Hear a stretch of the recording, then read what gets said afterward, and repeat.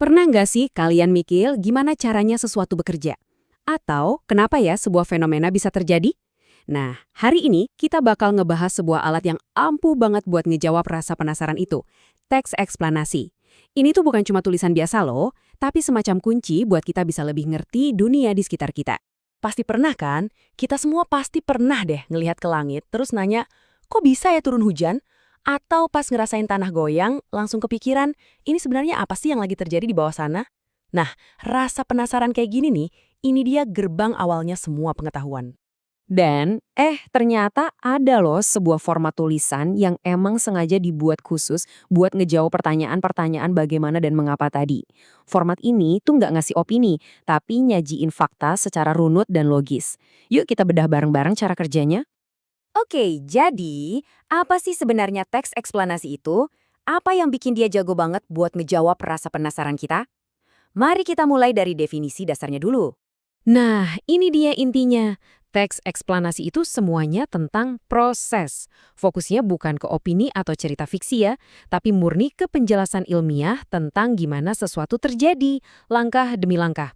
Bisa tentang fenomena alam kayak pelangi, sampai fenomena sosial kayak kenapa sebuah tren bisa viral. Tujuannya tuh jelas banget. Teks ini nggak nyoba buat ngebujuk atau ngehibur kamu. Misinya cuma satu, ngasih pemahaman. Titik. Dia ngejawab rasa penasaran kita dengan ngasih alur yang logis, yang ngebawa kita dari nggak tahu jadi tahu.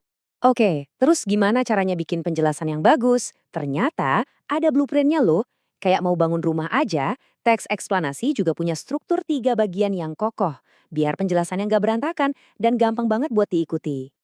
Alurnya super logis. Kita mulai dari pernyataan umum. Anggap aja ini fondasinya yang ngasih kita gambaran besar tentang apa yang mau dibahas. Terus kita masuk ke intinya, deretan penjelasan. Nah, di sini nih dagingnya. Semua rincian proses sebab akibatnya diurai satu-satu. Terakhir, ditutup sama interpretasi, yang isinya kesimpulan yang ngikat semuanya jadi satu pemahaman yang utuh. Nah, coba deh lihat kutipan soal proses terjadinya hujan ini. Ini contoh sempurna dari bagian deretan penjelasan. Kelihatan banget kan alur sebab akibatnya yang rapi? Panas matahari menyebabkan air menguap. Uap airnya naik terus jadi dingin yang kemudian ngebentuk awan. Setiap langkahnya nyambung, nggak ada yang loncat-loncat. Oke, selain dari strukturnya, ada beberapa ciri khas lain yang bisa jadi semacam tanda pengenalnya teks eksplanasi. Jadi gimana caranya kita bisa langsung ngeh pas lagi baca? Yuk kita lihat ciri-cirinya. Ada 4 tanda utama yang bisa kita jadiin patokan. Pertama, fokusnya itu ke fenomena umum, bukan curhat pengalaman pribadi. Kedua, nah ini yang paling krusial, informasinya harus berdasarkan fakta dan data yang bisa dicek kebenarannya. Ketiga, bahasanya harus jelas dan logis. Dan terakhir, ingat ya, tujuannya murni ngasih informasi, bukan ngebujuk.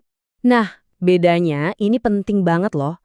Kelihatan kan, teks eksplanasi itu basisnya fakta. Tujuannya ngasih info secara objektif. Kalau teks persuasif, dia pakai opini buat meyakinkan pembaca, jadi sifatnya subjektif.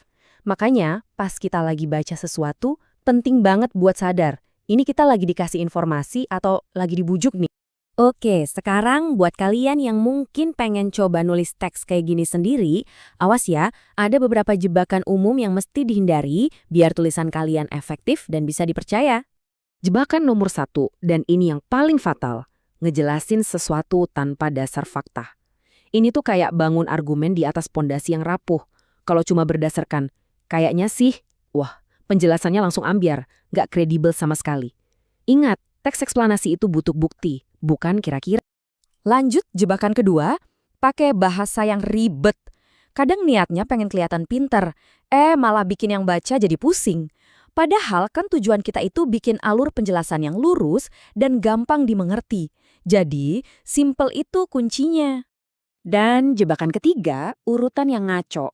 Kalau alurnya loncat-loncat, dari A ke Z, terus balik lagi ke C, yang baca pasti bingung dan nyasar. Penjelasan yang bagus itu harus ngalir, berurutan. 1, 2, 3. Kalau enggak, ya prosesnya jadi gagal dipahami. Jadi, kalau kita rangkum nih ya, 3 pilar utama dari teks eksplanasi yang keren itu adalah fakta sebagai fondasinya, struktur sebagai kerangkanya, dan kejelasan sebagai jendelanya, biar gampang dilihat.